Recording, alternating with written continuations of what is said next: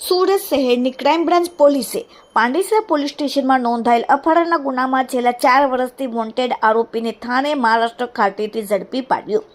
Surat police કમિશનરના આદેશ મુજબ સમગ્ર સુરત શહેરમાં લાંબા સમયથી ગંભીર ગુનાઓમાં નાસ્તા ફરતા આરોપીઓને પકડી પાડવા સુરત ક્રાઇમ બ્રાન્ચને સૂચના આપેલ હતી।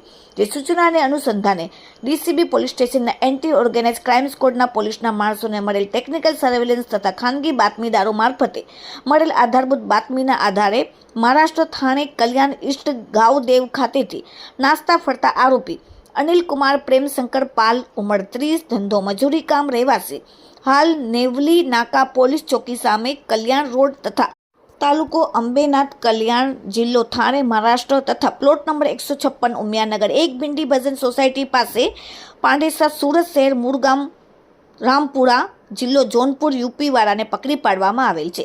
આરોપીની કડકાઈથી પોલીસ દ્વારા પૂછપરછ કરતા આ કામનો આરોપી અનિલ કુમાર પ્રેમશંકર પાલ વર્ષ 2021ની સાલમાં પાંડેસરા ઉમિયાનગર 1 ખાતે રહેતો હતો। તે વખતે તેની બાજુમાં રહેતા આ કામના ફરિયાદીની સગીર વયની દીકરીને લગ્નની લાલચ આપી લલચાવી ફોસલાવીને ફરિયાદીની સગીર વયની દીકરીને ફરિયાદીના કાયદેસરના વાલી પીપળામાંથી અપહરણ કરી લઈ ગઈ નાસી ગયેલ હતો, જેથી પાંડેસરા પોલીસ સ્ટેશનમાં ગુનો નોંધાયેલ હતો। આ દિવસ સુધી પોતાની ધરપકડ ટાળવા માટે નાસ્તો ફરતો હતો।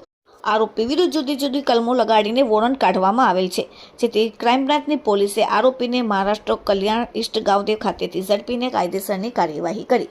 Bureau report, daily India TV, Surat.